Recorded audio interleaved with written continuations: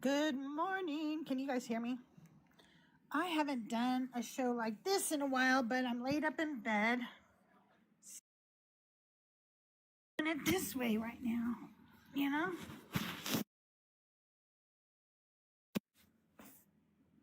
Okay.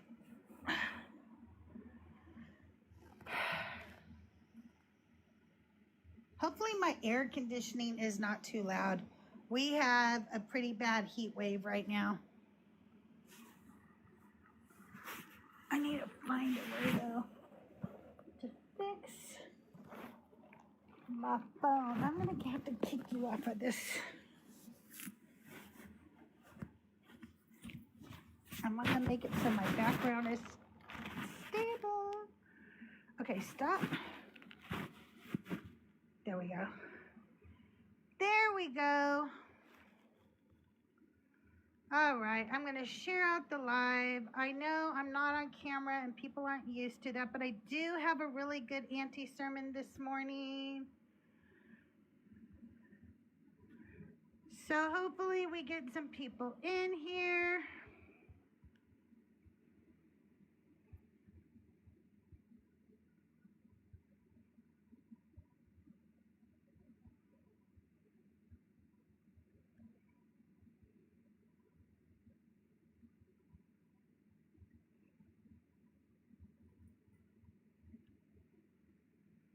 Good morning, Godwin. If you're friendly and you want to come up and hang out, the guest box is open. We're going to do a panel today. I actually probably should change my setup so you guys can see that we're doing a panel today. I always forget how to do that now because they changed everything. I think I want it like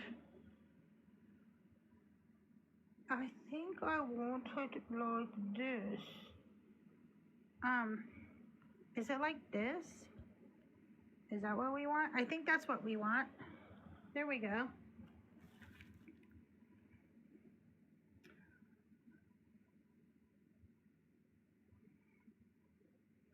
So if you want to come up and hang out on the panel today, the guest box is open. Hopefully we'll have some good conversations this morning. I do have an Auntie sermon. We're going to talk about Keturah today. I don't know if I say these names right because I'm just learning Hebrew. I'm just learning the vowels right now and some of the consonants. So I might say these names horribly wrong.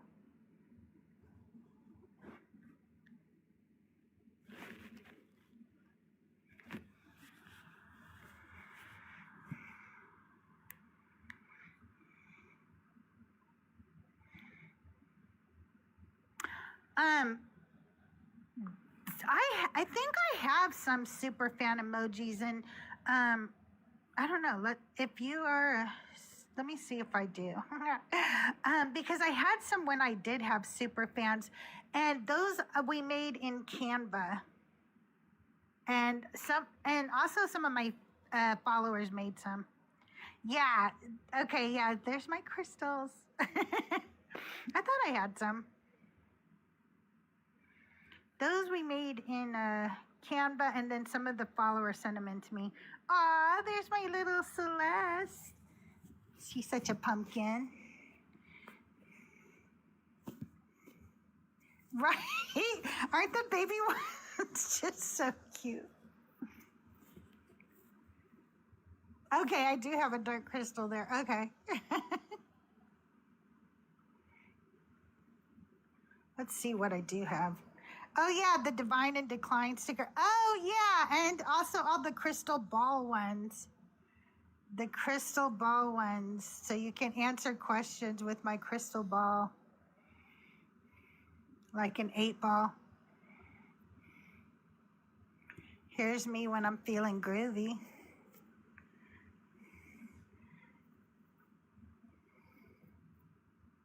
Oh my God, you guys, the AI overview says panel discussion on Hebrew pronunciation and the word for cat. What? What are they talking about? I love the AI summaries that they put they're hilarious. One time it said that I was an anarchist, and that's pretty funny. Because to be honest with you, I'm not even sure if I understand what an anarchist is. Like fully, like politically. You know what I mean? Yeah, right? Cat. What is the correct pronunciation of cat? At. Am I saying it right, you guys? Did I get it? Should I keep practicing? Cat. Hat. In French, chapeau. Cot. Do you have a cot? I have a lovely little kitty. I know. I'm trying to mess with it now at this point. Let's see what we can get it to say. I was over in Mama Bash's live. I think some of you were there. Oh my God, that guy was just hilarious. What are you talking about? I forgot even what he asked me. Are you a scorpion or what did he ask her? If you're did he say snake or scorpion? I forget what he asked her, but it was pretty funny. Good morning, Stumpy. Can I get your age for TikTok purposes? If you're I forget. Hello? Hey, how you doing today? Good. Can I get your age for TikTok purposes? I'm over 18. Well, we've been on the panel before, just not a frequent flyer. Oh, okay. And are you a Christian or a believer of the God of the Bible? I don't remember. I'm sorry.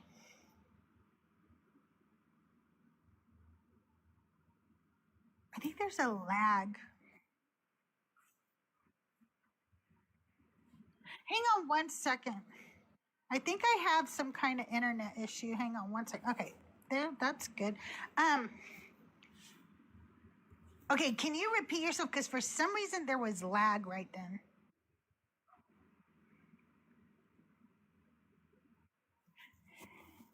Oh, okay. All right. Well, you. Okay. Okay. All right. I'm going to bring somebody up and you can hang out with me if you like.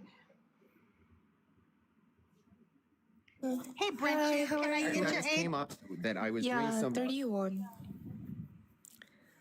31. Okay, hang on. Okay, hang on one second, Brent. Go ahead, Stumpy. Okay. What were you going to say?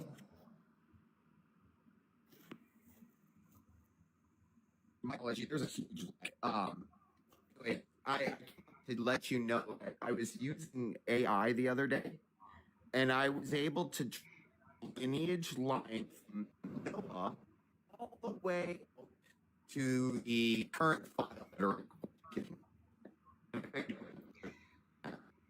your content. I am so sorry. You're really, really, really breaking up, but I can't. Brent, can you hear him, or is it just me? Yeah, I hear him, but like it cuts. It is cutting out. Okay, I'm going to drop you back down and then come back up in a little bit if you get a better connection, because I really can't hear you. Okay, Brent, are you a Christian or a believer of the God of the Bible? Yeah, I'm a Christian. Okay, so today we're talking about how God's just not that into you. And the reason I thought about this was a few, like, I don't know, like a decade or so ago, there was a book out called He's Just Not That Into You. And it was written by a man, and he was telling women that men give women the signs to tell us that they are not into us, and we don't like pick up on the very clear signs, like that they won't call us back, or that they leave us on read, or they just don't prioritize us. And that's how I feel about this God. In the Bible, throughout the Bible, he shows us how much he actually just really despises us. And yet people keep seeming to say like that he is into them, but I don't see that. What do you say? Okay, first of all, we need to understand that men are human, right? God is a of a different type of man, you know. Can you agree that Jesus is God? Do you believe at No, least I that don't. Jesus is God? No, I do not. I'm an atheist. I don't believe You're an that God. atheist. Okay. Okay, But I I'm talking understand. about the God in the Bible. He just Mm-hmm. doesn't seem that into people. He seems to hate people, kind of, especially Why? women. Why? To be Can I honest. ask? Yeah, respectfully, can I ask why do you think that? Why do you think that God hates humanity when in all the Bible, if we study like Genesis through Apocalypse, we can see God's love for example, if he didn't love, you know, Moses, he wouldn't give him the 10 commandments.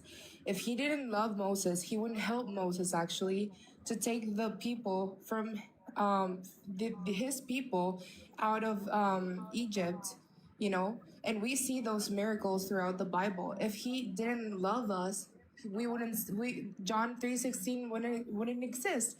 Like he says, for God so loved the world that he gave his only son to die on the cross for your sin. Does it say maybe a Yeah. certain group of people?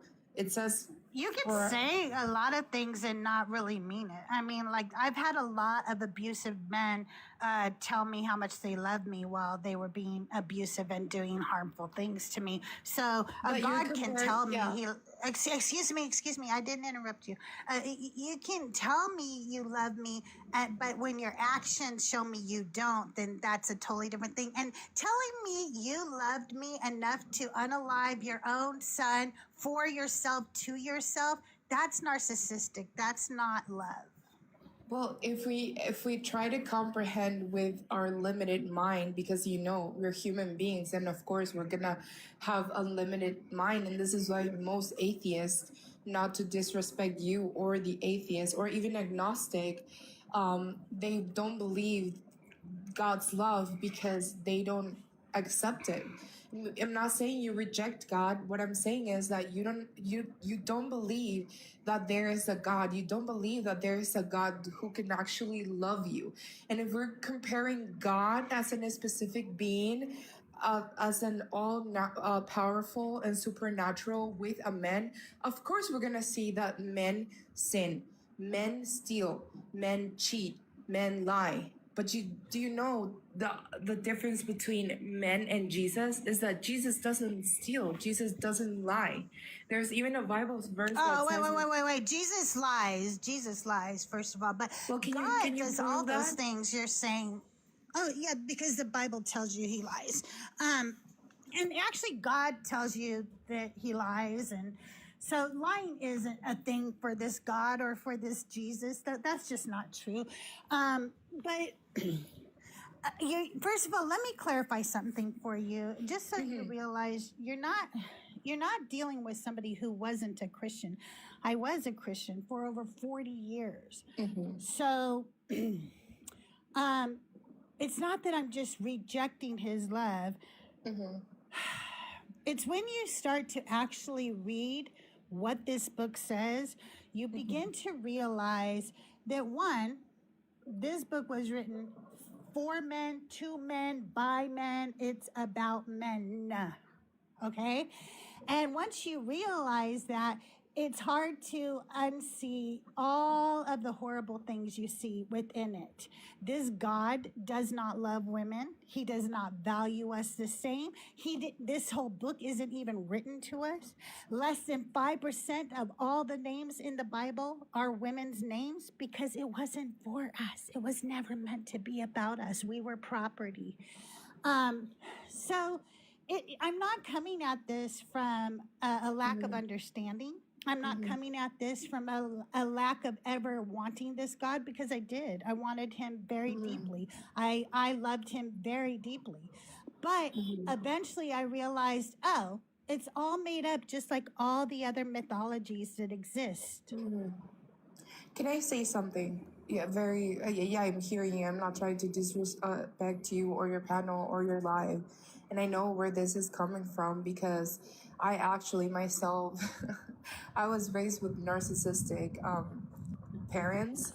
My parents are missionaries. Actually, my dad is a pastor. I'm a missionary's kid. I was sexually abused when I was 5 by a church leader, and he is my I'm cousin. sorry to hear that. Yes, I'm really sorry and to hear that. with all throughout my entire Christian life, I've been dealing with my own faith, with my own.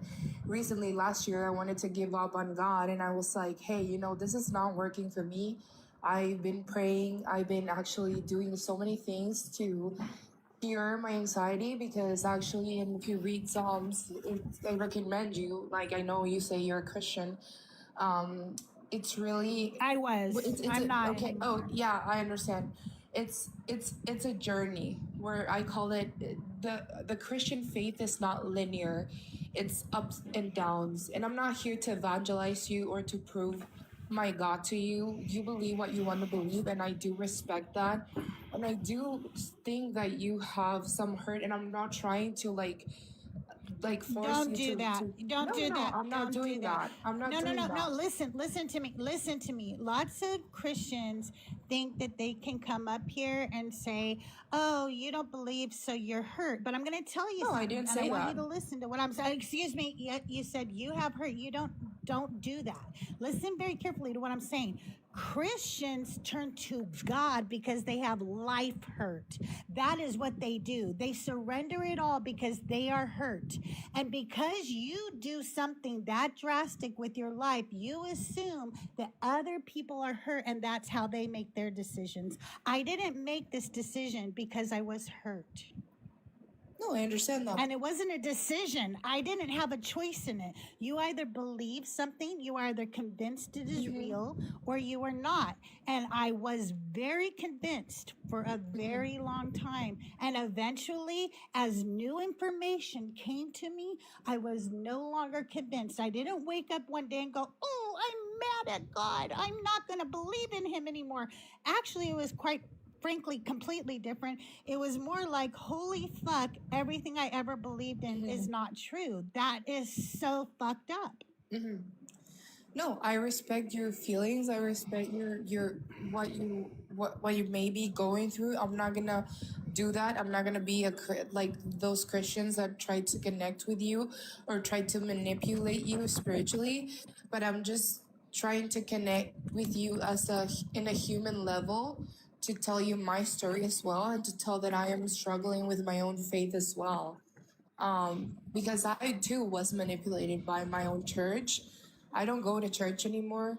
I don't step up, because every time I step up in a church, I get anxiety, almost PTSD.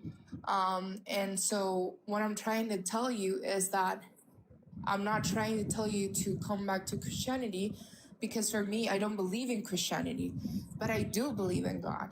Okay, I'm not trying to tell you come to church, sing, worship, read your Bible. No, I'm not. None of that. For me, is I still kind of have.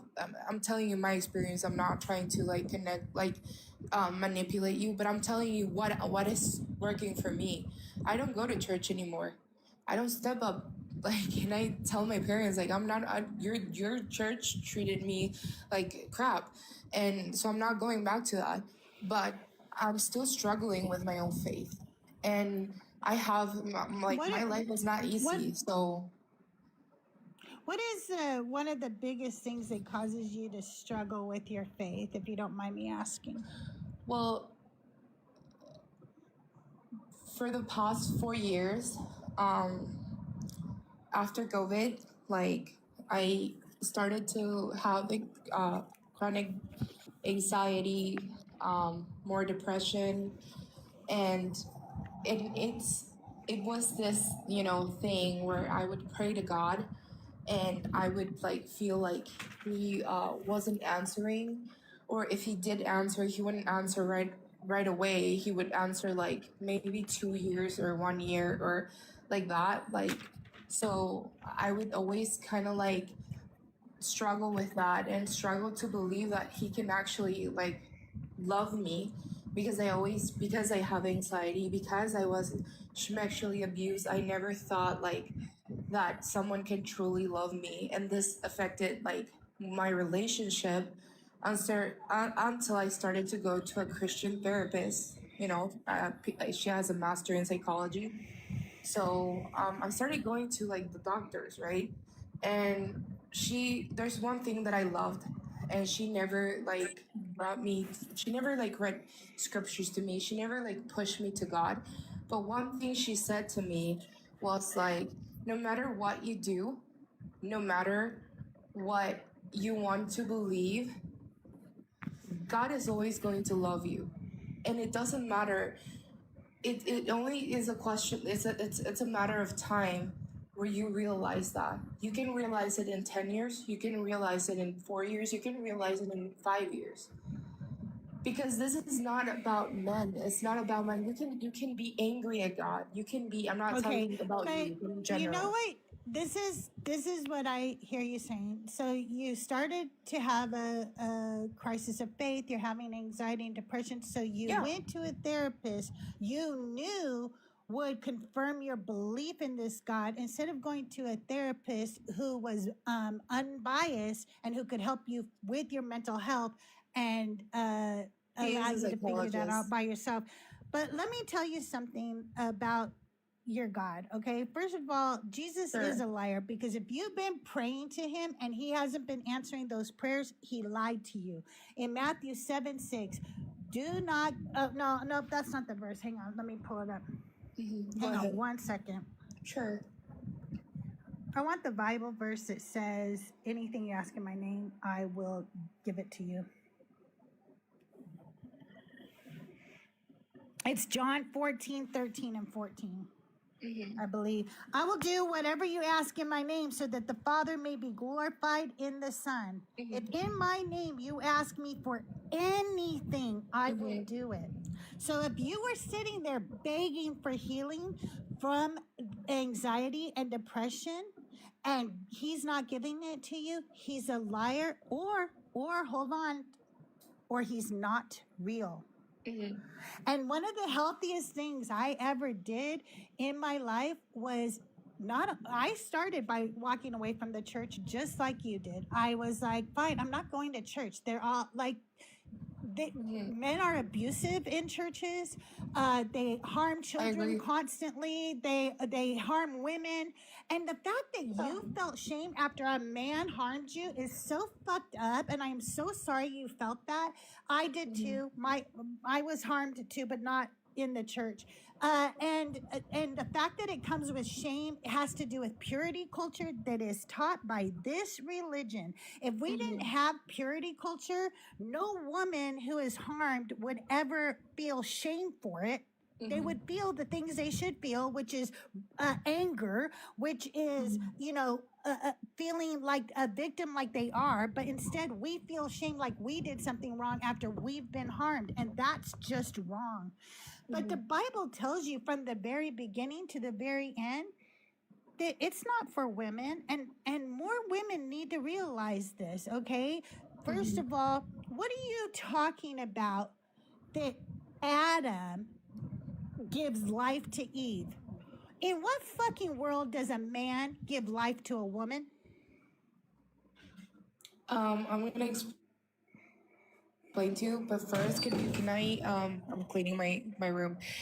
Can I first touch on that same Bible verse you just touched?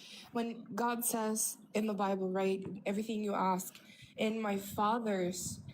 Can you repeat that again? Can you repeat the Bible verse? I will do whatever you ask in my name, so that the Father may be glorified in the Son.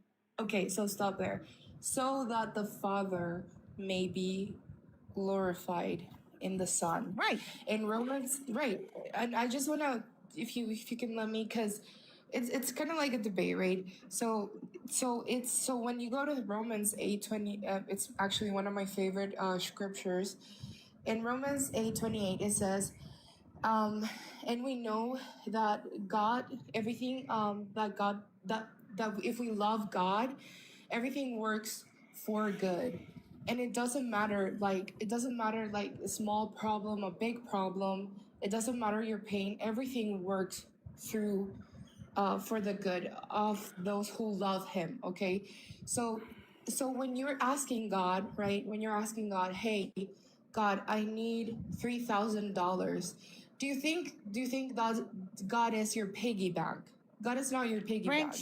Branchu, stop it. That was not the comparison I gave you. I said when you asked for healing, and let me tell you something. I really But you hate when just Christians come read up me here. a Wait, Bible verse. excuse me.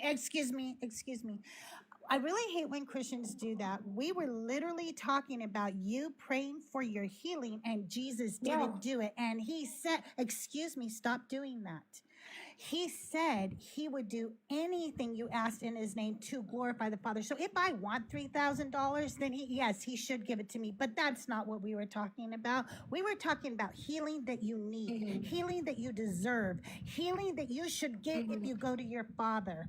Okay, if my children come to me and they have an actual need, they are like, I am hungry. I have not eaten today. I don't go, well, you know, I don't know. I just don't feel like glorifying the Father today by feeding you. No, I meet their needs. This Jesus did not meet your needs, Brent Chu.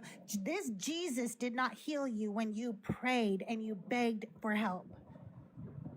And he said he would. Yeah. He's a liar. He says it over and over again, by the way. He tells you anything. If you don't mean anything, don't say anything. If you don't mean I can have anything I want and you will glorify the Father through giving it to me, don't say it, Jesus, because you know what the word anything means. Well, Jesus also said that in this world we're going to have pain and we're going to have suffering, but we need to trust him because he has defeated death. He has overwon death. So what's the Bible verse that he makes a lot of claims. He makes a lot of claims that aren't true.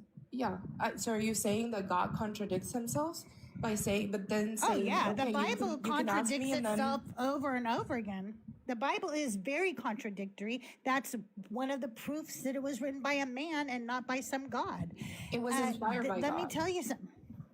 It wasn't inspired by God. It was inspired by a man who believed in a God and who filled all of his gaps in his knowledge by placing the God in there. It was not written by a God, inspired by a God, or anything like that. Any God who would inspire people to have slaves is no God of mine. Any God who says you could sell your daughter is no God of mine. I understand you, and I understand your point of view, and by all means, I'm not trying to convert you to Christianity, because like I said, I don't believe in Christianity. I believe in God, and I'm not trying to say come back to church, but you said that he didn't heal me. Well, I didn't still let go of God or my relationship with God. I still go through pain. I still go through anxiety. I still go. But I understood you asking me, right? Why didn't God heal you? Because I understood that my pain in God, his grace in my life is sufficient. His grace in my life is sufficient. And I don't earn anything but only God's love. I didn't earn salvation. Do you know? That's exactly what a snake oil salesman would say to you. Do you know that? Do you know? I'm not a long time salesman. ago. No. Listen, a snake oil salesman would say that to you.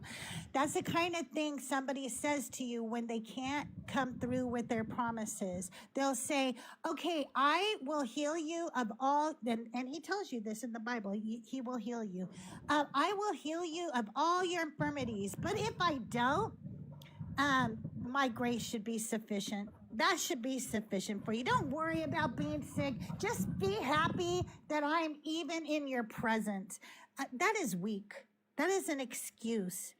And instead of actually looking at this critically, you're looking for excuses to be okay with a God that is absent in your life. And he does not love women. I cannot make this any more clear to you. No, Women are the life bringers of this earth. And Adam they lied and said, "Oh no, Adam did that." Let's say Adam did that. When they didn't have any reason for why sin entered the earth, they said, "Oh, let's make a woman and blame it all on her." And all the women now go, "Well, it is our fault because we brought sin into the world." What are you talking about? We did not. Then he goes on to say, "Sell your daughters." Then he goes on to do things like allow one of the guys in the tribe to throw his concubine out to be raped and cut her into 12 pieces. This God tells you from Genesis to Revelation that women don't matter to him. Okay, so And if I could get you to do anything, it's to look critically at the text and say, wait, why are women treated so shitty if God loves everybody? Why? Yeah. I did ask myself that question last year and even this year, like 2 weeks ago when I was reading 2 Samuel. And this is why I still don't want to let go of my faith yet, because there's so much mystery out there in the world and there's so much to see.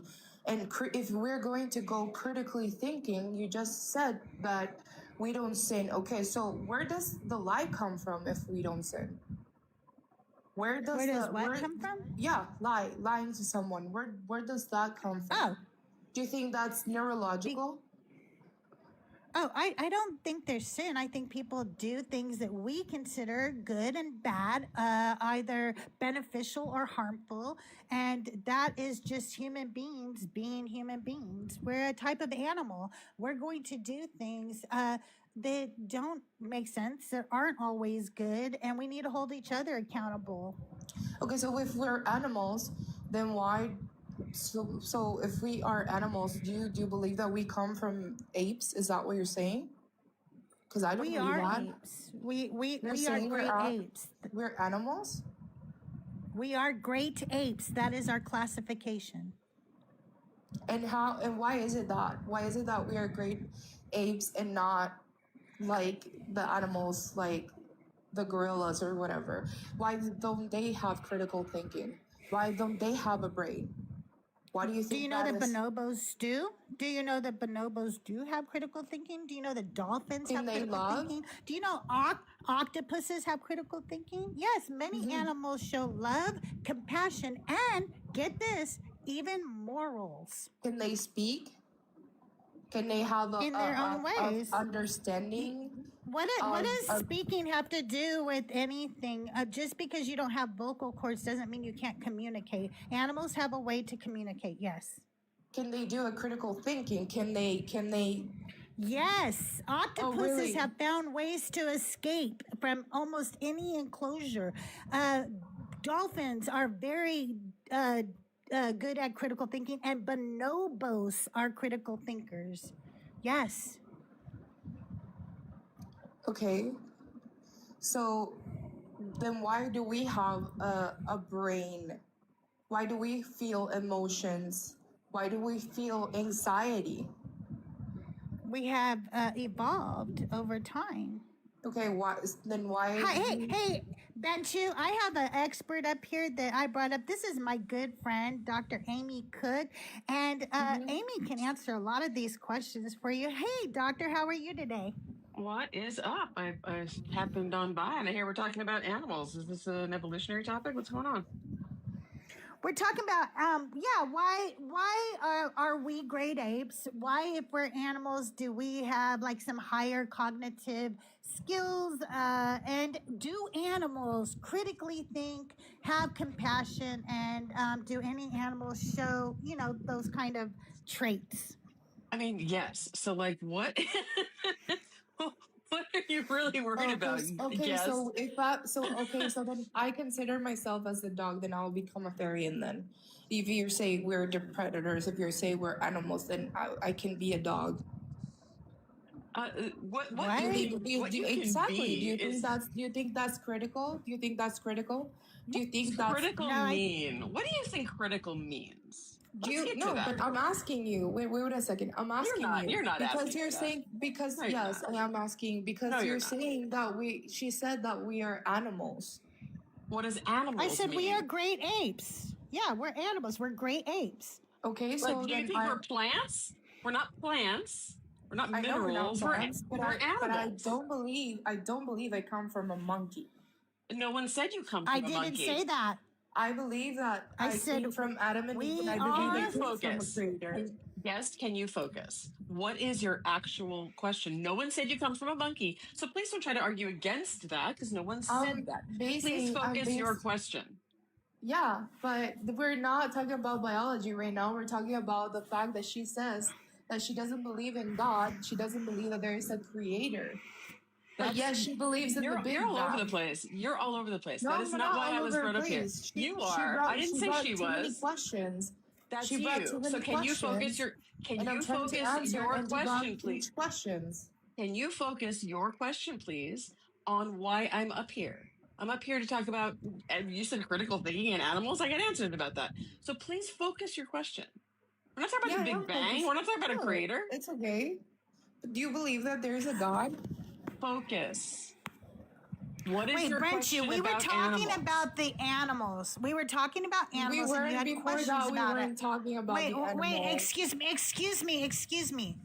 But when you were, I brought Dr. Amy Cook up so she could answer better. You were asking very good questions about animals and their abilities to think about things and to do things. And if you have questions like, because I brought up, yes, octopuses have been shown to critical, or octopi, I don't know, doctor, are taught, are not taught. They learn how to escape enclosures by thinking it through and figuring it out themselves. Nobody helps them, okay? So I would consider that critical thinking. Am I wrong in that, doctor?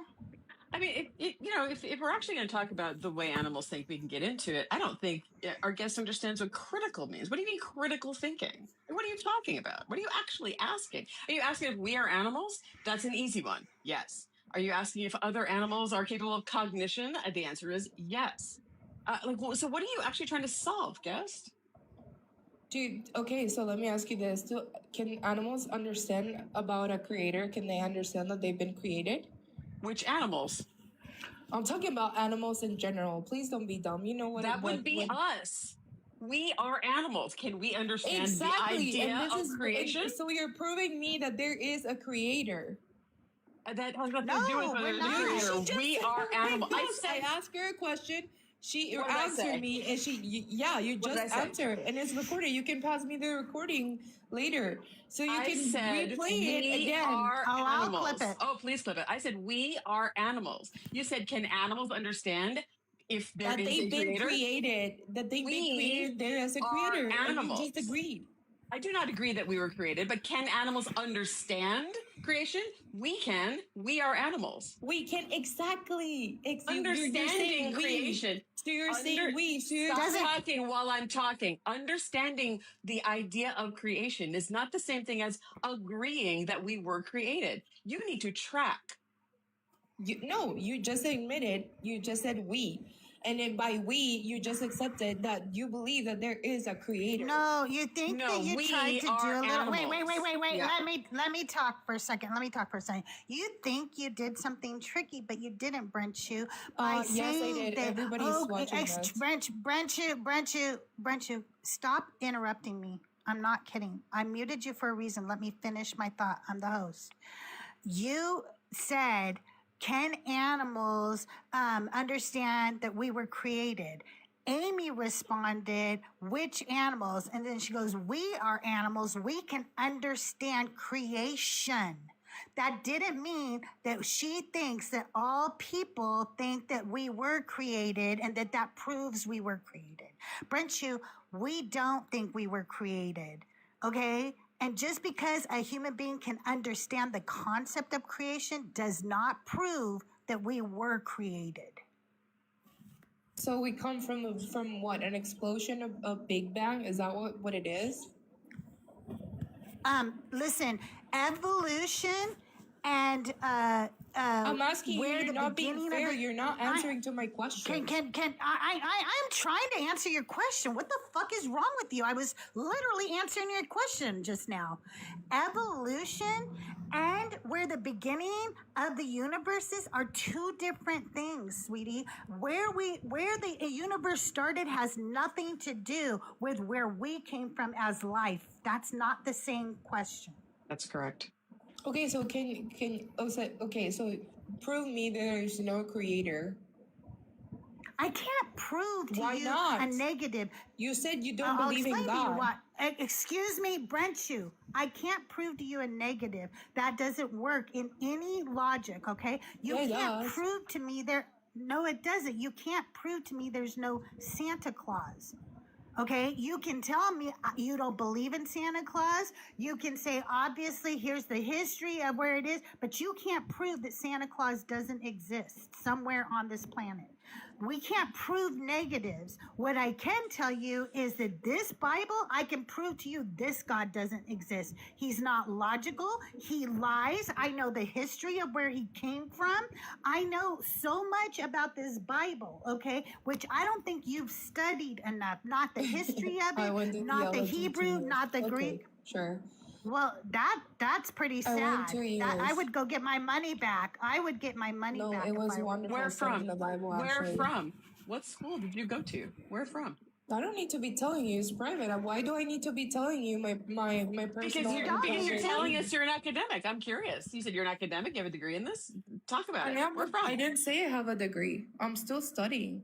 I said I studied 2 years. I need to. You just said I have a degree in this. Did you not just say I have a degree? I did in not this? say. I said I studied for 2 years. What Can did you she say, please open Crystal? your ears? I don't know.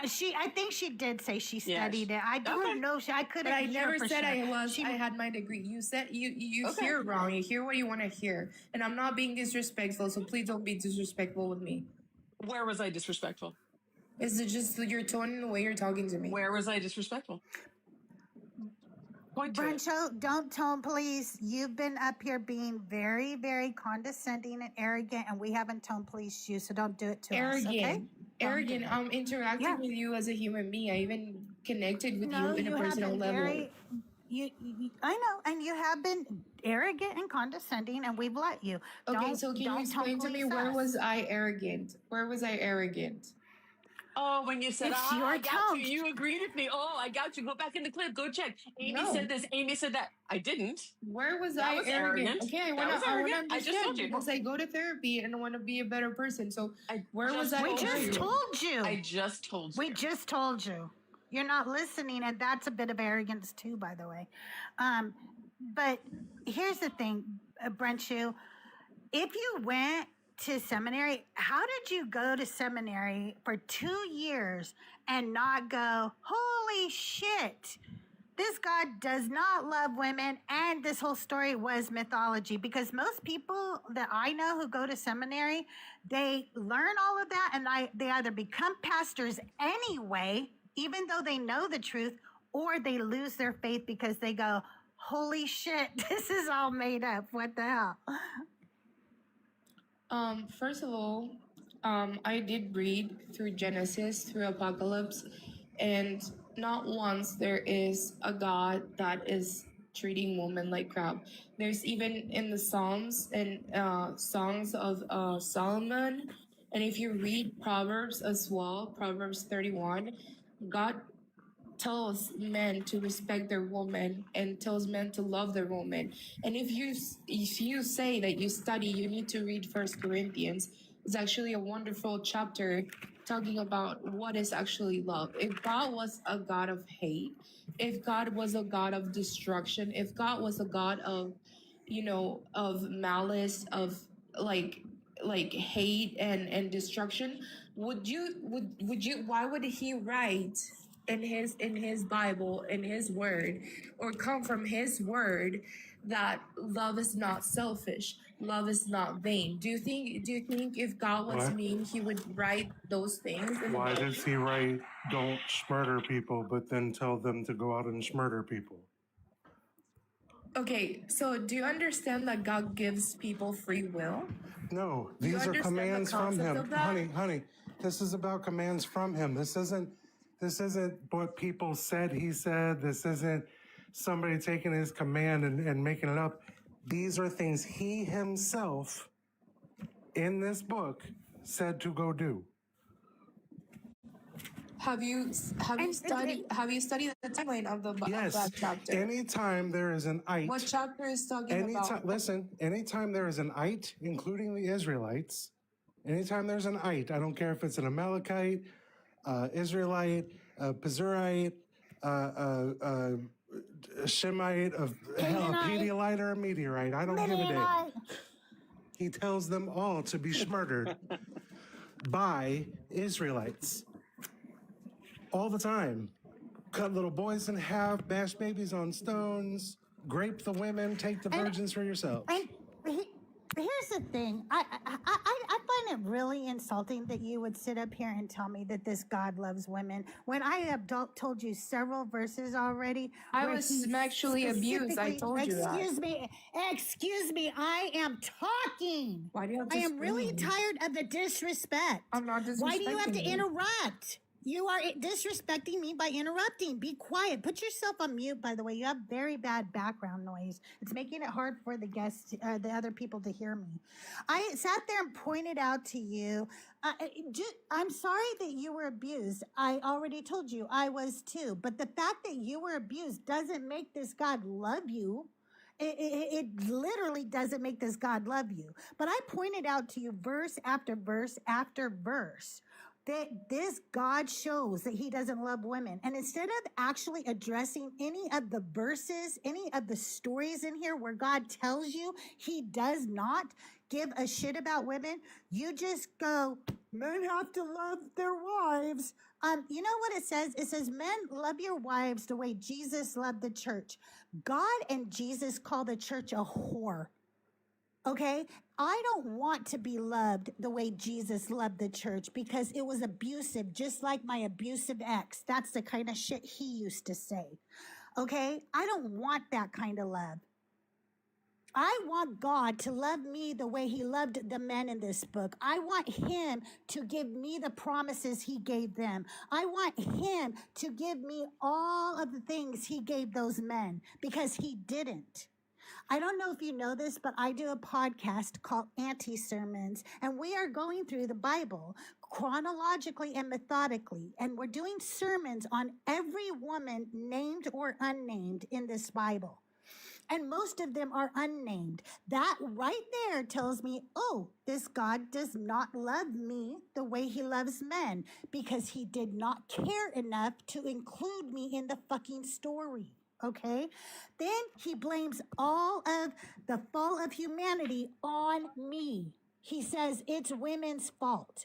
Then he says enslave your daughters. Go ahead and sell them as sex slaves to the people. You can do that. Okay, then he'll say, hey, go wipe out all the little boys, but take the girls for yourself. Take them. Go ahead and keep them as your, booty because we were property. Then in the 10 Commandments, he lists us as property. Then in Genesis 46:26, he says, count all the people except for the wives because they don't fucking count as people. Over and over again, he tells you, you don't count, you don't matter, I do not care about you. And then you find one verse and say, oh, but he said, men, love your wives. And you think that that makes up for all of the horrendous shit he has said about me from the beginning of this book. It doesn't. And I am not going to be fooled by it. If you want to be, then you go ahead and be. But I am not going to bow down to a God who tells me implicitly he does not care about me. Crystal, can I apologize really quick for something? I called Brinch honey earlier, and that was misogynistic of me, and I apologize. I just don't know why I even said that.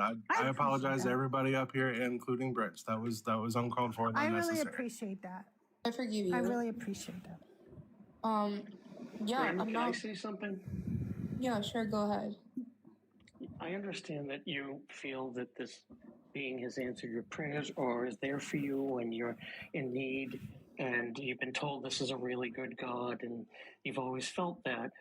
And, I understand some people in times of need need something to lean on, so I don't feel like I want to strip this away from you. That's not my intent here.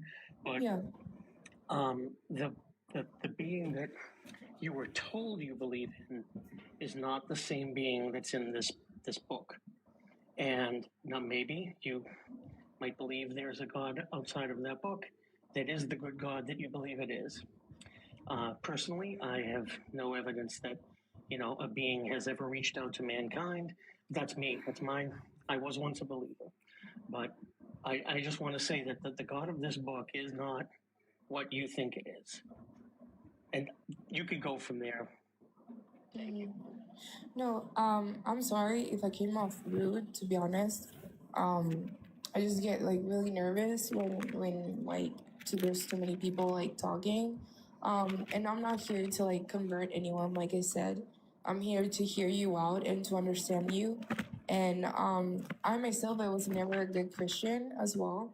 And I admit that, like, I'm very flawed and I have like so many imperfections. And yeah, we all have like our own critical thinking. We all have our own point of view on God. Maybe my God is not the same as yours, or maybe you don't believe it, and that's fine. I totally respect that. We shouldn't even like hate each other for it. We should come to like an understanding of what we two people are trying to like debate, right?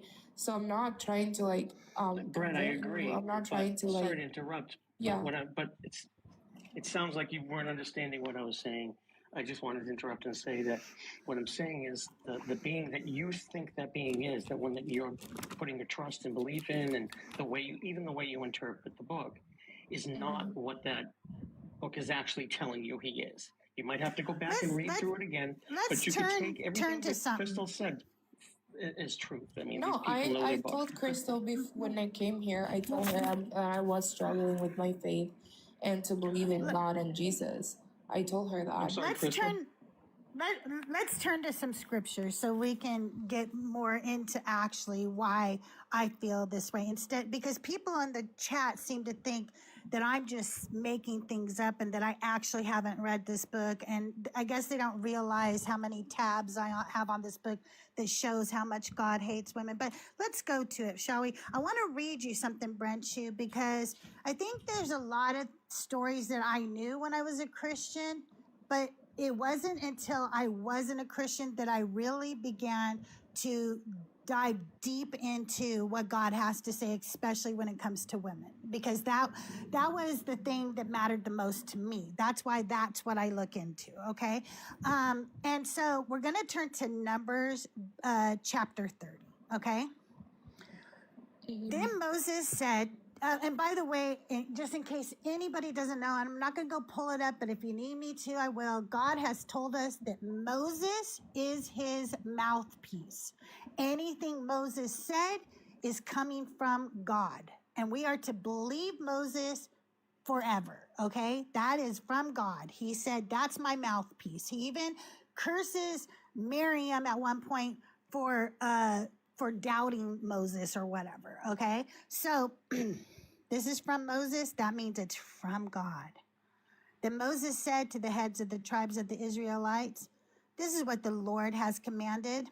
When a man makes a vow to the Lord or swears an oath to bind himself by a pledge, he shall not break his word. He shall do according to all that proceeds out of his mouth.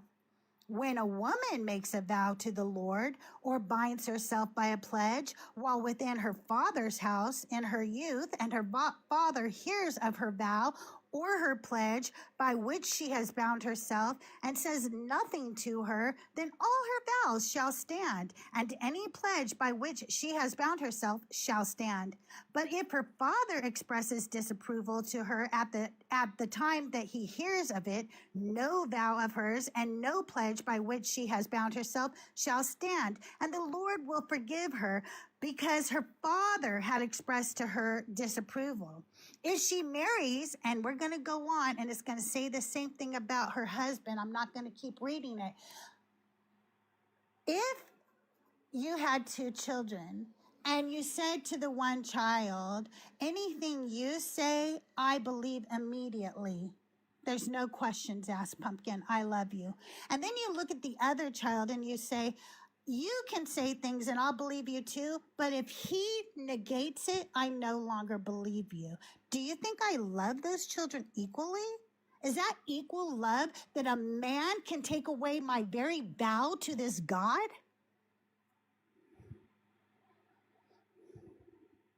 Are you asking me? Or are you just Yes, I am. general? Yes. Okay. No, I'm asking you. Okay. Can I respond? Yeah, but think about it. Don't just think about a way to fix this problem. Instead, think, is that really love? Don't go, I want to respond, to argue, to win the point. Instead, I don't think want to win about it for a anything. minute. Why would a God tell me that my words can be negated by a man? Well, if we study the context of is that the Old Testament, right? If we study the Old Yes, Testament, if we I study have. okay, yeah, no, I'm not saying that you did. If we like in general, I'm talking in third person. If we study the Old Testament, we see that there is a timeline for every chapter and every Bible verse, right? And what is the author trying to express? So we know that we in the Old Testaments we had prophets, right?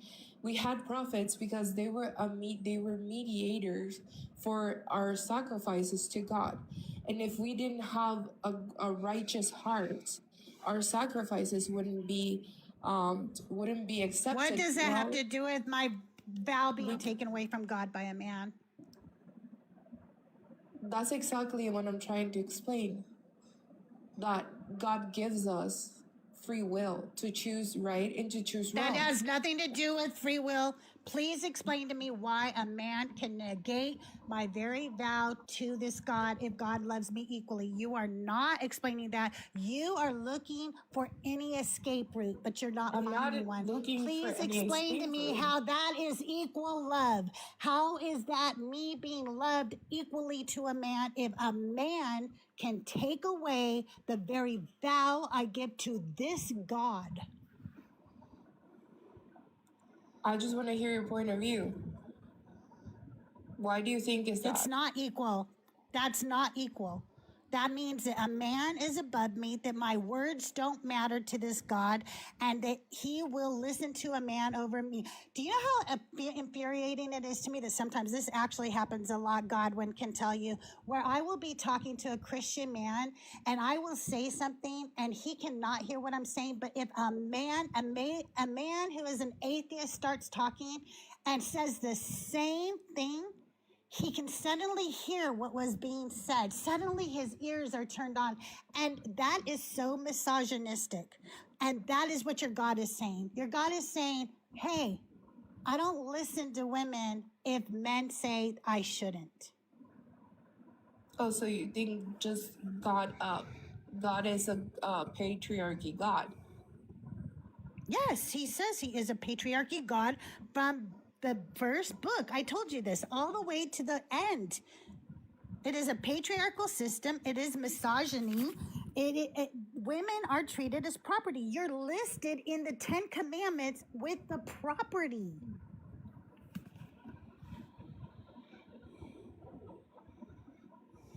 I mean, I disagree, but I'm not gonna like debate on this. I understand your point of view on Please it. explain to me that verse. You have not come up with a good explanation yet. Why a God would tell me that my own vows to him can be taken away by my father or my husband if they don't like what I said. I cannot explain that. Because it is misogynistic and patriarchal, and a man wrote it to control a woman. And you have bought in to that misogynistic sales tactic. So you're saying the whole Bible is a lie? I'm saying it's all a misogynistic patriarchal system written by men, for men, to control women. I mean, there's other reasons it was written too, but that was a very big part of it. Okay, It's to control women, like from the beginning to the end. Yeah, I understand. So then if it's to control women, I'm just asking you, since you know about the Bible, right? So respectfully, I'm asking you, why do you think he then died on the cross for us, for our sins. He didn't. There's no evidence that Jesus died on the cross for us. There is evidence that there may have been a man who thought he was God and was delusional, and that people followed him, like many delusional cult leaders throughout time. He was unalived, according to some accounts, but there's no actually extra biblical history of this. It's only biblical, by crucifixion, because he was a heretic, because he was being blasphemous. And that is why if he existed at all, and if any of that happened at all, which we only have proof from the cult itself, then that is why, because he was being a heretic. Why was he being a heretic? But by the way, why would dying for me do anything for me? Like, I don't want a human being to die for me. And the fact that God unalived himself for himself is not a sacrifice. That's like me going, you guys, I got this piece of cake, okay? And I'm going to give it to myself to forgive all of you for your sins. And I'm going to eat the cake, and I bought the cake, and I'm giving it to myself. How does that do anything for any of you?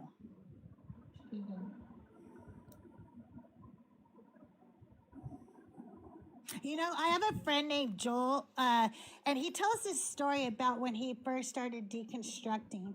And he talks about the time when, you know, Isaac was going to be unalived, you know, on the altar, right? And how that was supposed to be a sacrifice to God, right? So I don't know about you, but for me, a sacrifice means it costs you something, like you are giving up something, right? So let's say I give up my Saturday to spend all day in the hospital taking care of somebody. I've sacrificed whatever I was going to do on Saturday to go take care of somebody because I love them. That's a sacrifice, okay? Now, if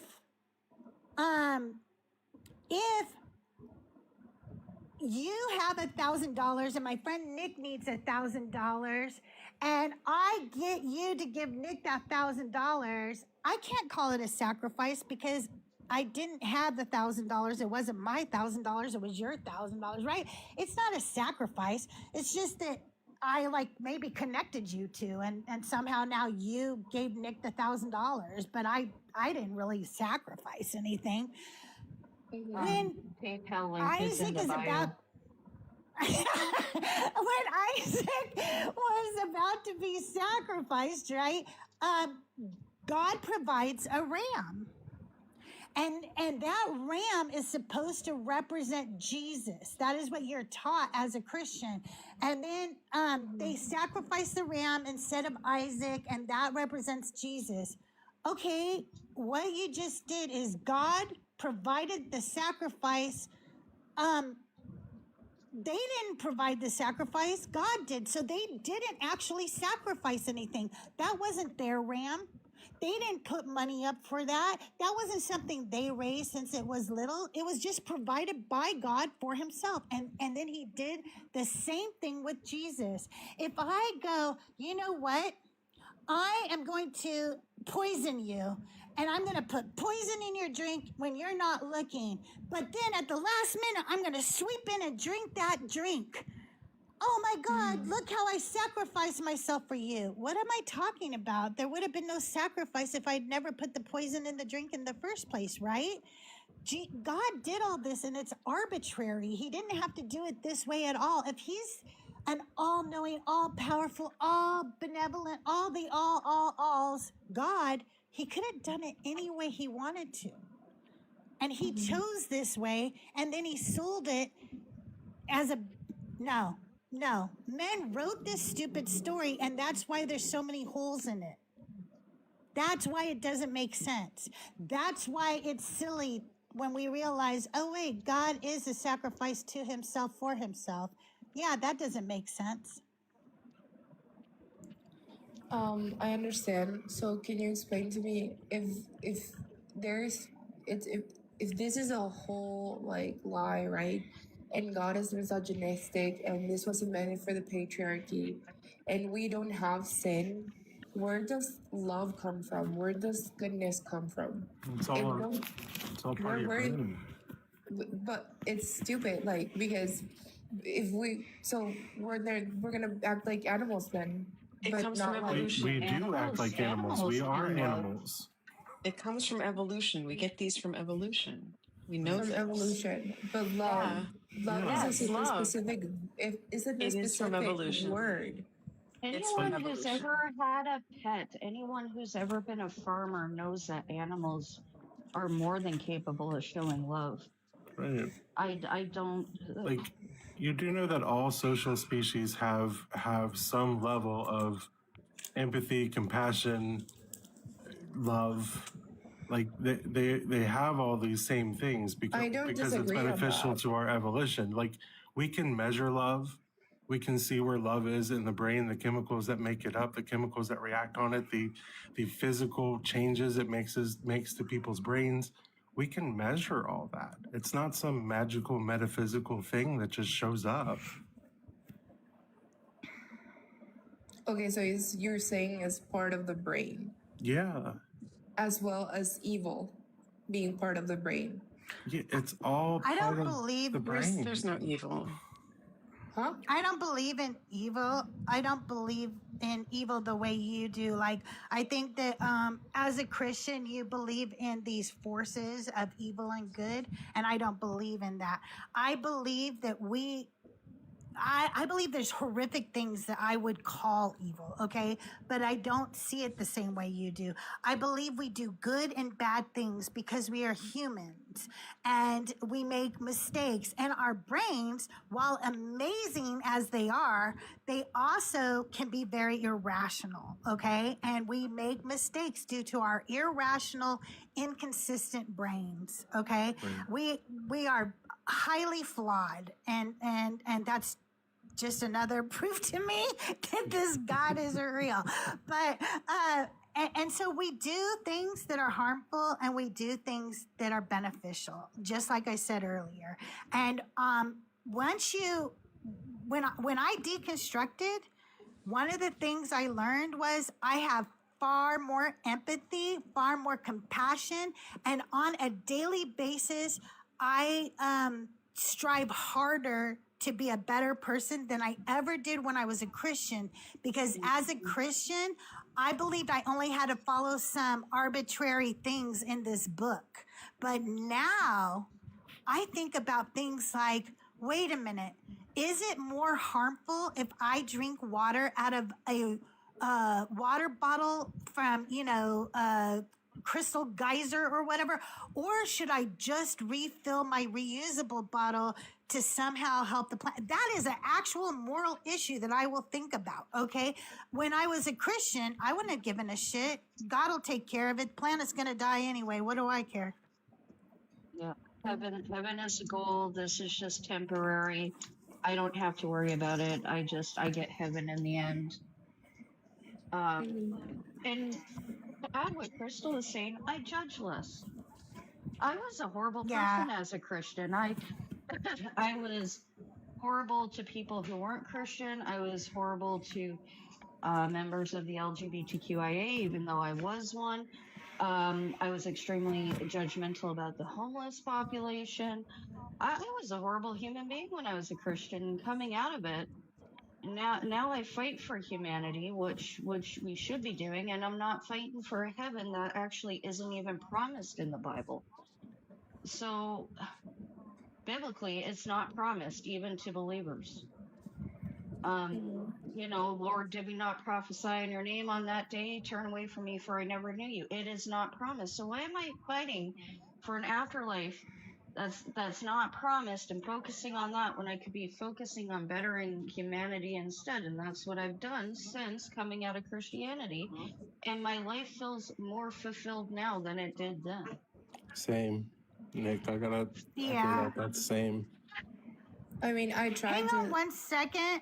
Yeah. Can everybody hang on 1 second? You guys, I love you all, and I have a lot of compassion and empathy for you guys out here in the chat, but there are 69 of you in here right now, and I've been live for about an hour, and I only have 11,000 likes. What are you talking about? Get up there and start tapping that screen, sharing out the live. I should have 150 shares by now. I got 27. The way I love and support all of you, that's what you're doing. What? Come on now. You guys start sharing out the live, tapping the screen. I do have a gift goal. I want to thank you all for being here. I'm sorry I'm not on camera today. I'm laid up with a knee injury that is very painful. But I do have an Auntie Sermon for you this morning. I just want to have a nice conversation. Brent Chu has been amazing coming up here and talking to us, and I love talking to Christian women because I get too many of the men coming up here, and so it's very nice having a conversation with a Christian woman this morning. So I hope you guys are enjoying yourself, but let's do the things that make these shows successful. Tap that screen, share the live, and help me reach my gift goal. You want me to rile them up a little bit, Crystal? Yeah, rile them up. All right. Everybody who's here, to make that tapping a little easier, we're going to have a little thought experiment, okay?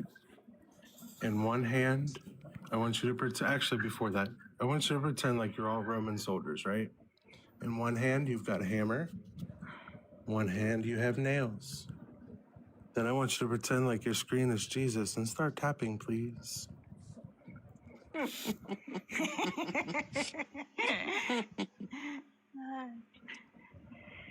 Okay, I'm sorry, Brent. You go ahead and respond. You were talking. No, I like I said, like I agree with you in some things. I agree that the God of the Bible is pretty much he goes for the patriarchy. Like I ask myself that question like so many times, and last year I was trying to like deconstruct. And this is why I'm going to therapy, because I don't want it to be like a, you know how most Christians would have like spiritual psychosis, because that thing is real. That thing is real. And I didn't want that happen to me, so I was like, okay, you know, I'm gonna, you know, even though like I said, like she's like a Christian, she doesn't like force me to read the Bible. She doesn't talk about God in our sessions. She mainly she's a psychologist. She focuses on the cognitive area, and so like I said, I'm also like finding like I said, like in my own truth in a way, in my own journey. This is why I come into different panels. I go to panels of, you know, Buddhist, Satanist. I go to like every panel just to find like the truth. Like I don't, like I'm very open-minded. I don't like, I'm not gonna die like as a Christian martyr and say, oh my gosh, because we never know. You never know, because that was my fear. Yeah, that I was did my the same fear. thing. Yep. Yeah, that was my fear for so many years, is to like live for Christ and die for Christ. And then what happens if I go like to the end of the line and there's nothing, and there's no God, and there's no like anything? It would be a total lie, right? So I have those fears. I have those questions as a human being. And by all means, I'm sorry if I came off like very arrogant or very like. It's okay. I'm not trying to we probably God. did too, and hopefully we've all calmed down now. I do want to share some more scripture with you though, because I think that I want to share another one with you, because I want women to know that I'm not making up the fact that I understand the history of where this religion came from, where Yahweh came from. Yahweh wasn't originally, you know, the God of the Israelites. And no, there's not only one God. There are several gods. God tells you that in the Bible, but later theology wanted to teach that there was only one God. So they started saying, oh, all the other gods were fake. But the Bible doesn't say that. The God tells you there were other gods and to stop worshiping them before him, meaning in front of him. He does not say they don't exist. He says they exist. He tells you that, and people try to pretend like they don't or that they're fake. He never said, he calls them false because they're not him and he wants you to worship him, right? But before we were polytheist or before we were monotheistic, Jewish people were henotheistic, and that meant that they believed in many gods, they only worshiped one. And so I want us to turn now to Jeremiah 44, and I want us to understand where the women were coming from, because let's remember, I'm telling you, this God doesn't love women, and I want to prove it to you. Now, let's remember what happened when Moses went up on Mount Sinai.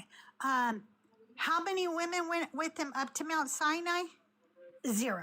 That's right. 0 women went up to Mount Sinai. 0 women were a part of the original covenant. 0, because God said, don't let them come up to Mount Sinai. Don't even touch them. They got cooties. Don't touch the women. So these men went up, made a covenant with a God, did not ask our opinions, did not ask us to be a part of the covenant, and then expected us to turn away from everything we already were worshiping and to worship this God. But let's turn now to Jeremiah 44, verse 15. Then all the men who were aware that their wives had been making offerings to other gods, and all the women who stood at a great assembly, all the people who lived in Pathros in the land of Egypt, answered Jeremiah, as for the word that you have spoken to us in the name of the Lord, we are not going to listen to you. Instead, we will do everything that we have vowed, making offerings to the Queen of Heaven and pour out libations to her, just as we and our ancestors, our kings and our officials used to do in the towns of Judah and in the streets of Jerusalem. We used to have plenty of food and prospered and saw no misfortune. But from the time we stopped making offerings to the Queen of Heaven and pouring out libations to her, we have lacked everything and have perished by the sword and by famine. And the women said, indeed, we will go on making offerings to the Queen of Heaven and pouring out libations to her. Do you think that we made cakes for her, marked with her image, and poured out libations to her without our husbands being involved? So before Yahweh came along, before they were enslaved, before they were lost in the desert, they were worshiping the Queen of Heaven and other gods, by the way, but she was definitely one of them. And they were prosperous. It wasn't until they switched to worshiping Yahweh and only Yahweh did they start feeling this way. They're telling you that.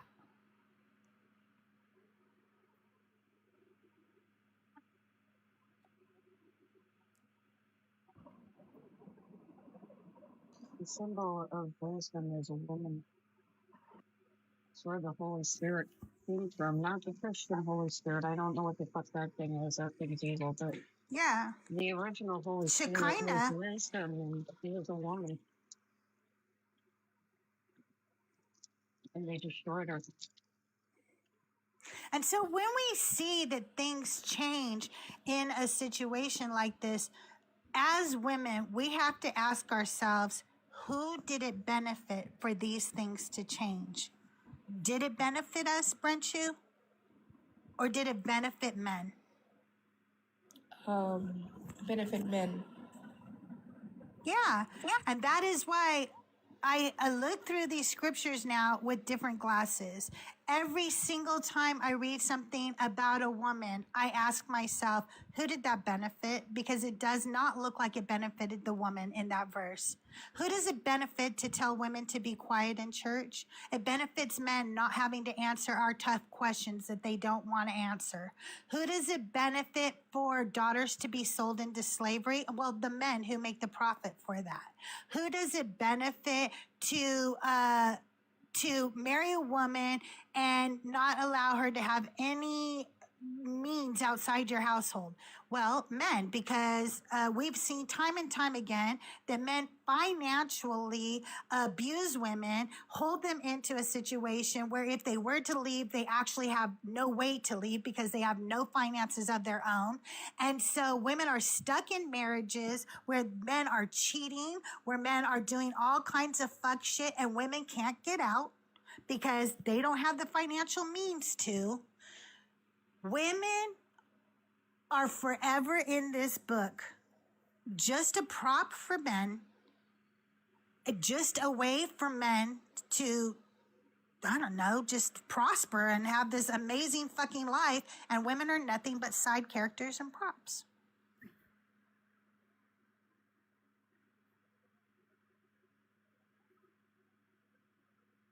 Now, I don't know how much time you have, and I don't know who wants to stay up for this or not, but I do have an Auntie sermon today, and this kind of segues in nice for it. I do what's called Auntie Sermons, Brenshu, where I go through the Bible methodically and chronologically, and I talk about each girl or girls, woman or women. Oh, Granna, thank you for the gift over on Cash App. I appreciate it. I hope you saw me note. And we do a sermon for them because, in case you haven't noticed, the whole book is mostly centers men. So we want to decenter the men. Is my mic blocked? I thought I unblocked it. I'm sorry. Can you hear me better now? No, we can hear you. Okay. All right. Hopefully you can hear me. All right. So if you guys have time, I'm going to do a sermon right now on Keturah. If you want to stay up, Benchu, I would love it if you stayed up. Okay. Genesis 25:1. Abraham took another wife whose name was Keturah. Let's slow down for a minute because there's a woman here that most people have never even noticed. Her name is Keturah. That is her entrance into the story. The text tells us that after Sarah dies, Abraham marries another woman. That alone should make us stop because if you spent any time around church, you already know the problem. You've heard about Abraham and Sarah your entire life.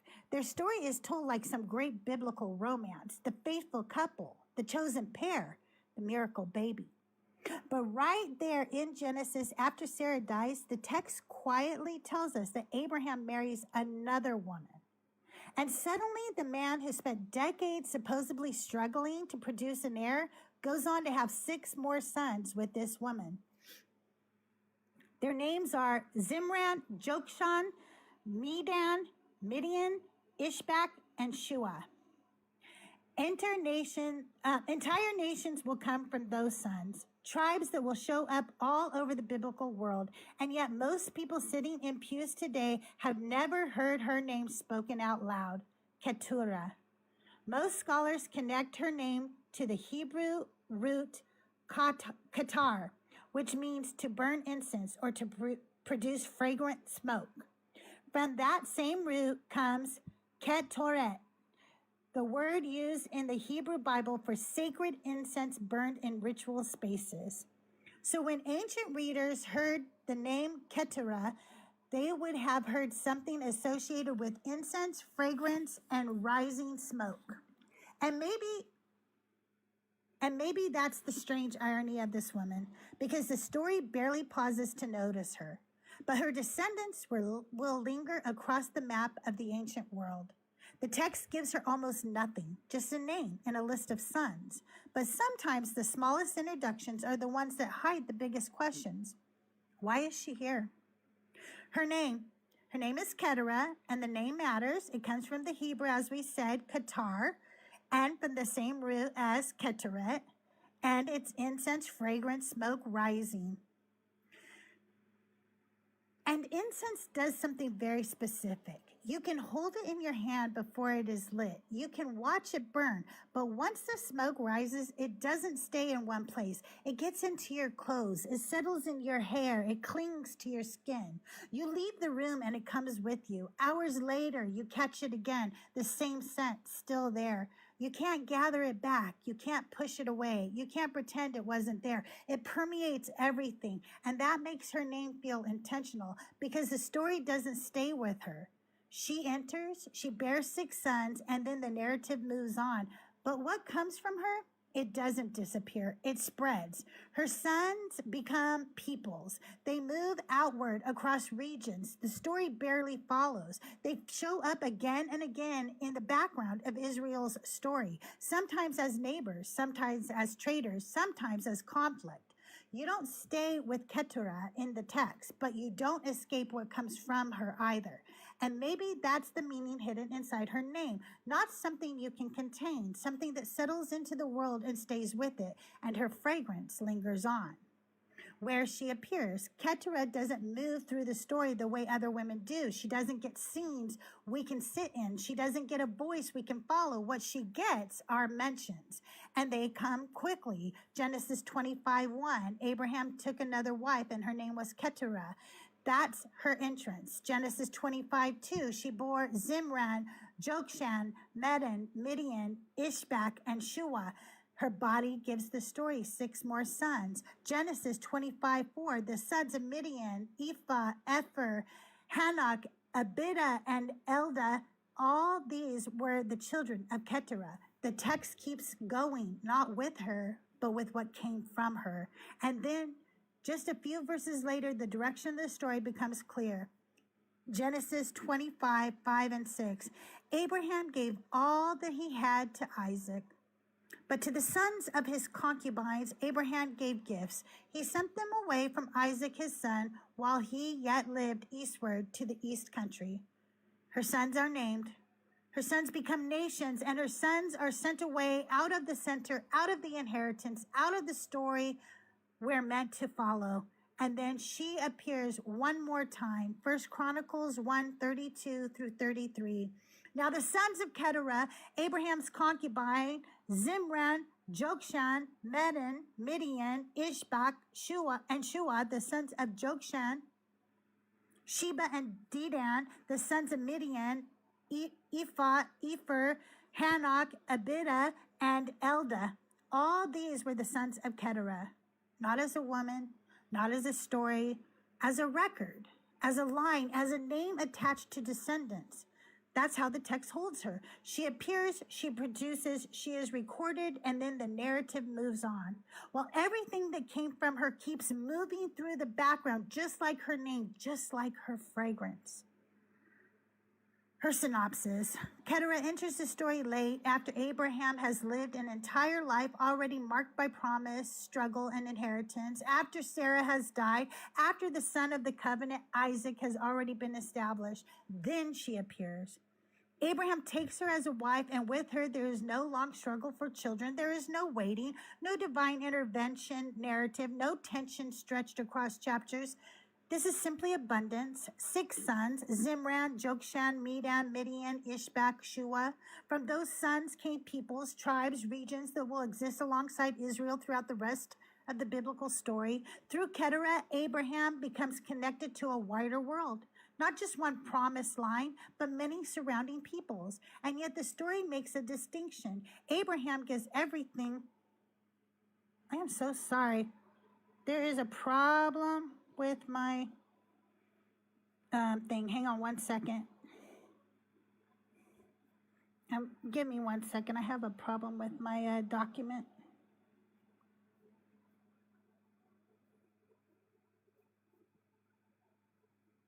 Oh my goodness. Oh, wait. All right. No, I don't think I can do it. You keep talking for me. I'm going to mute. Everyone, while Crystal is trying to fix that, let's get to double tapping that screen, sharing it out to at least 5 friends or more, and to your Discords. If you have no friends and no Discords, don't worry, just hit that copy link button at least 5 times. It does help boost the algorithm, as well as hit that repost button because your friends will see this on their FYP, and that'll also help boost the algorithm. Host does have some gift goals, so if you got some spare coins, send them over to your Witcher. Oh, I sorry might about have that. an unforeseeable technical issue here. Hang on one second. I'm trying to recover it, but it It just stopped. The sermon is too powerful, Crystal. It is. They my weren't ready for goodness. it. They weren't ready for it. I'm trying to get it to pull up right now, but it's going slow. Everybody pray. Oh, did she leave? She couldn't handle it either, huh? It doesn't feel good finding out that, God doesn't love women. It's not a fun thing to realize. This is so slow, you guys. I'm sorry. I'm gonna have to figure out why it did this. This is so weird. Okay. Oh, wait. It looks like it's loading. Wait, no, it's not. No, it's not.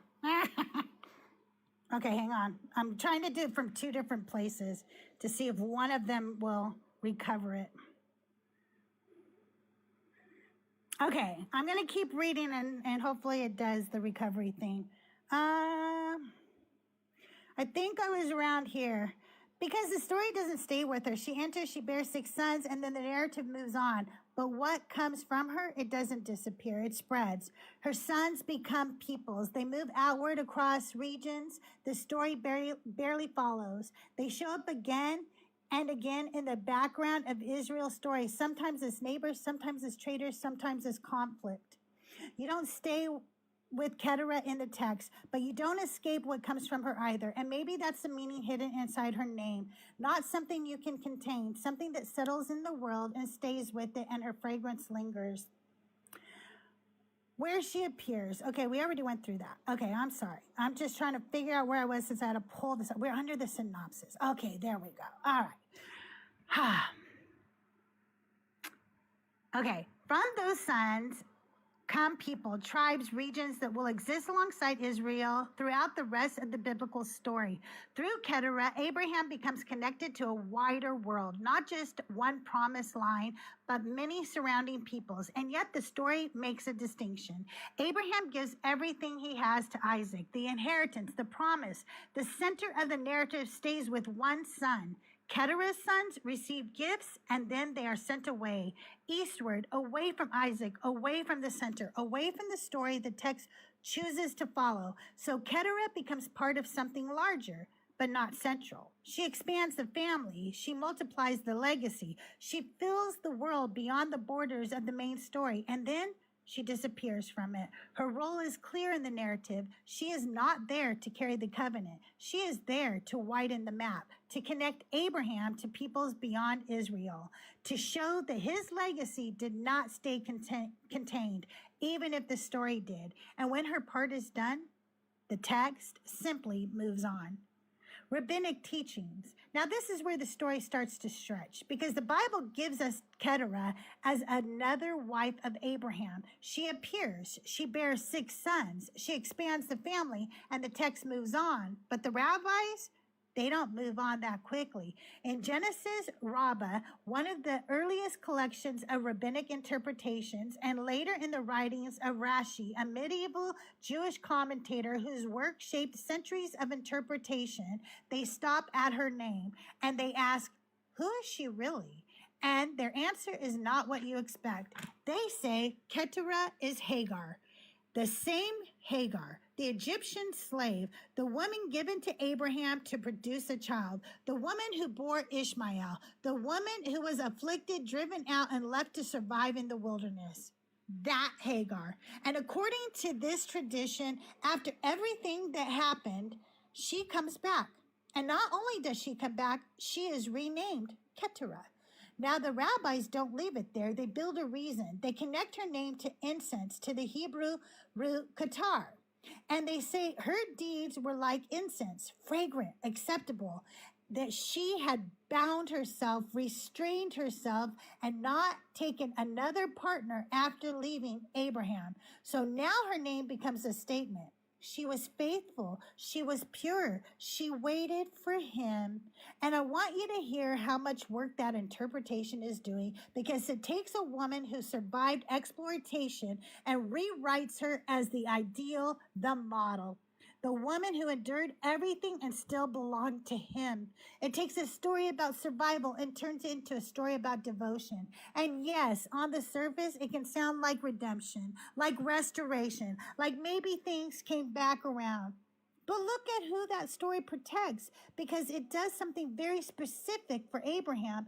It lifts him, it cleans him, it refrains him, because now he is not a man participating in her suffering. Now he is the man she remained faithful to, the man she returned to, the man worth waiting for. And in that version of the story, everything that came before starts to soften. If she really comes back willingly, then maybe it wasn't so bad. If she remained devoted, then maybe he didn't harm her. If she chose him, then maybe she wasn't a victim at all. Do you see how quickly that shifts?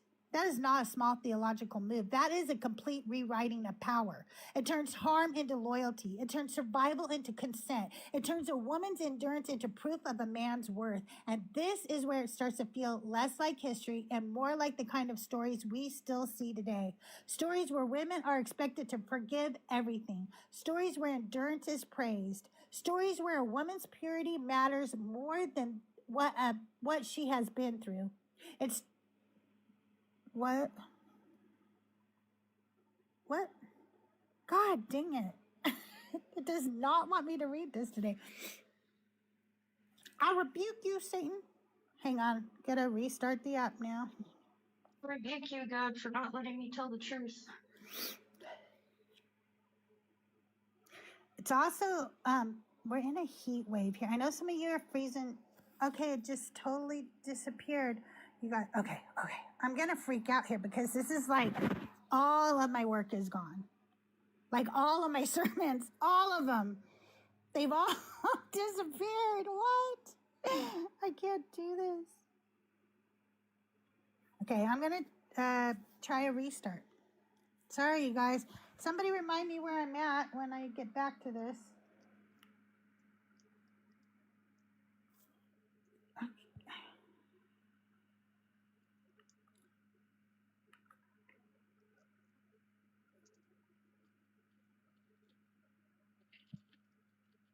Hey guys, we got 53 viewers. We should be over 53K by now, so let's get to double tapping that screen until we're over 50K.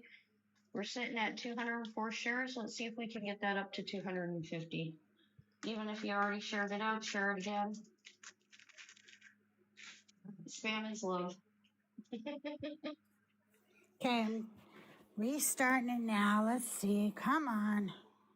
Okay, where was I? Somebody tell me what I was talking about. Oh shit, my ADHD brain. No, mine too. Damn it. I'll find it. God, Okay. I don't know if I can pull it back up, you guys. I don't know. Let me try.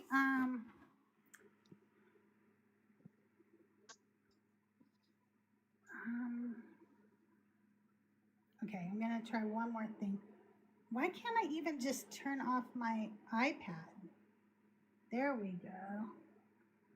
All right, I'm restarting the iPad. We'll see if that helps. You guys, thank you so much for your patience. Thank you all for being here. Thank you for the billion likes and the shares and the gifts. Thank you guys for coming up. Godwin, I'm sorry I didn't get to say goodbye to you when you took off. Dugald, Amy, Nicholas, thank you for coming up and hanging out while I do my little sermon today. Hopefully restarting fixes this. It doesn't want you guys.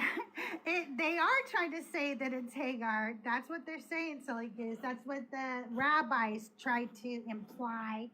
I don't buy it. I don't think Hagar would come back to that mess. But that's what they're trying to imply.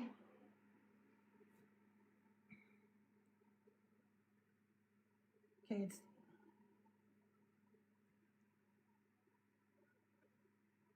Well, why? Okay, I don't... Oh, okay, come on. What if I bring up a different one? Okay, I'm going to try one more thing. I'm going to try sitting at my computer. It's hard for me to sit at a desk right now. But I'll see if I can. Oh,